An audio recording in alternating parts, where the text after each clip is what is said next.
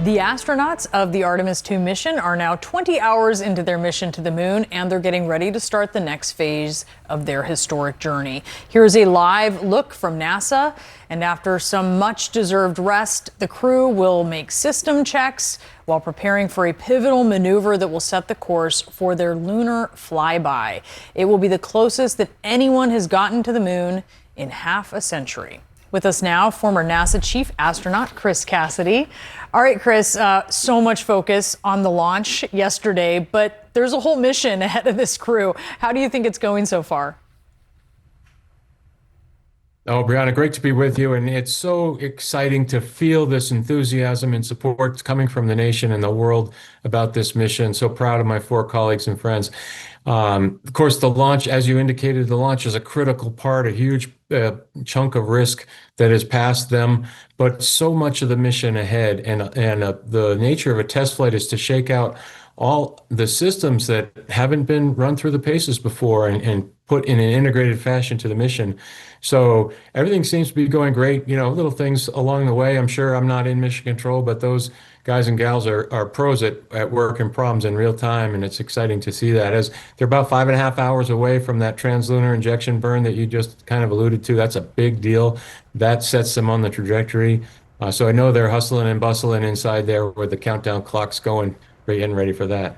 Yeah, so we're looking for that at 8 p.m. tonight Eastern. Can you talk a little bit more about this process, what we should expect, what you're watching for, and how this sets them on that trajectory? Right. So mission control is certainly monitoring and updating it's called the state vector of the vehicle, where it is precisely, and fine-tuning the orbital burn targets. Those are technical words, but updating information to the computer so it has the most precise information for the burn, the duration of the ignition, for example, and orientation. And that kind of sets them up for that free return trajectory that will slingshot them around the moon. So it's in my mind, it's hard to wrap my brain around the fact that a small firing of an engine 9 days before is what's going to allow them to land safely on Earth, with some tweaking along the way. But just amazing calculations, amazing human ingenuity, and what we can accomplish when smart people, that we have lots of them in our nation's space community, can accomplish. And that's what's going on right now. Yeah, it's a bit of a butterfly effect indeed with that. I wonder what you're most looking forward to seeing as the crew is getting closer and closer to the moon. You know, having a close personal friends and connections, both on the ground teams and the crew, I'm most looking forward to seeing and feeling their emotions and kind of riding that human side of the journey with them. For example, last night when the polling for go, no go was happening at that 10-minute hold, that's when I was most excited and fired up and just really, really pumped. And for me, watching them kind of go around that backside of the moon and seeing with their eyeballs the two celestial bodies out one window at the same time, closer to the moon than Earth, and imagine going to the Grand Canyon, your pictures, nobody wants to see your pictures, but for you, it's an incredible view. It's hard to describe that view. So their eyes are going to have to, and their words are going to have to convey the emotions to all of us on Earth, what it's like to see our planet in such a small aspect out the window. I'm so excited for the four of them. Last hour, they received their official wake-up call from NASA.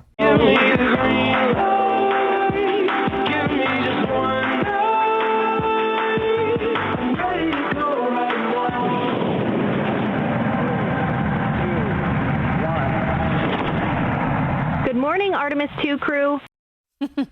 A little John Legend and Andre 3000 for the wake-up call there. Right now, the crew is still orbiting the Earth at over 5,000 miles an hour as they prepare for a complex maneuver that'll send them hurtling around the lunar surface. Until then, they're taking in what they describe as phenomenal views of our planet while gearing up to go farther into space than humans have ever traveled.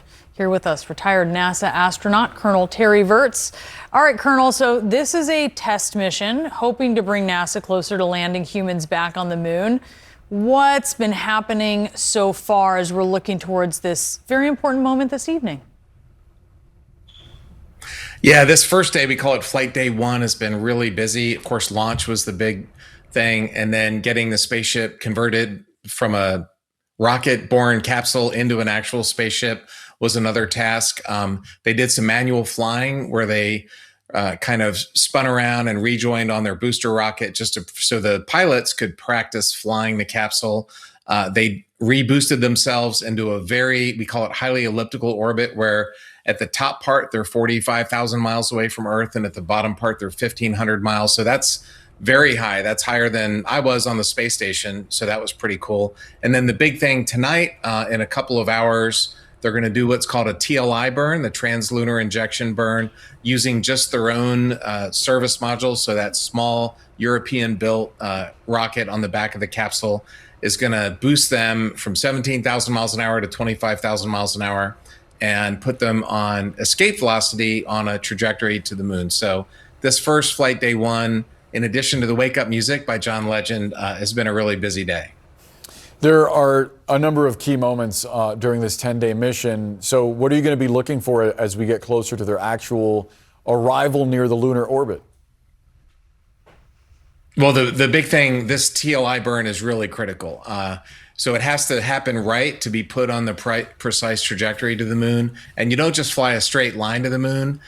You have Earth's gravity the whole time bending your course. And then as you get closer to the moon's gravity becomes really important. So it's the big arcing parabolic trajectory. So the burn tonight, the rocket engine has to fire for the precise amount of time. It's a few minutes. So that's a really important thing. Plus, once that's done, they can't come back to Earth. They can't abort. Like right now, if there was a medical emergency or whatever, they could turn around backwards, fire the engine, and splash down. They can't do that after the TLI burn. So that's a big deal. And then, of course, for the whole mission, they have to make sure the life support systems work. So the atmosphere and the cooling and the water and the bathroom and the food and everything that humans need, that needs to work. The navigation needs to work. So they're going to be doing some testing and experiments on that to make sure that the capsule can see stars and can see the moon and navigate itself. And the coolest part is going to be flying around the moon. I mean, these guys are going to be glued to the window, taking pictures. They have a lot of experiments to do during those few hours when they're close to the moon. And then the big thing that happens, a week and a half from now, when they finally come back to Earth, the heat shield is a big part of the test, and also the parachutes and all that to make sure they splash down in the right part of the Pacific. So as a test pilot, I'm excited because there's a lot of test data points that have to be checked out. All right, talk to us about the food, which you mentioned, because NASA posted the menu and it has 189 unique menu items, 10 kinds of drinks, 5 different hot sauces. Pretty cool. What was your favorite thing to eat in space, and what would you recommend staying away from? Hot sauces are a big deal. Your taste buds change in space, and so you need more spice. Everybody loves shrimp cocktail because it's spicy. We had this German Senf, which is the German word for mustard, that was super popular. The standard hot sauces, anything that's spicy, the astronauts will love. And since this is a short mission in a capsule, they got to pick their food. So you don't have to eat from the community pantry. They got to pick what they wanted. All eyes are going to be on this, the interim cryogenic propulsion system. This is yet another booster, and its main job is to push the Orion stack up here into a huge elliptical orbit around the Earth, the farthest point of which will be some 40,000 miles away plus. Once that is done, the ICPS will also be done, and it will break away from the Orion stack. Now, Orion is going to use it as sort of a space target to practice some maneuvers, but basically, it's just going to start drifting back toward Earth, where it's expected to burn up upon re-entry.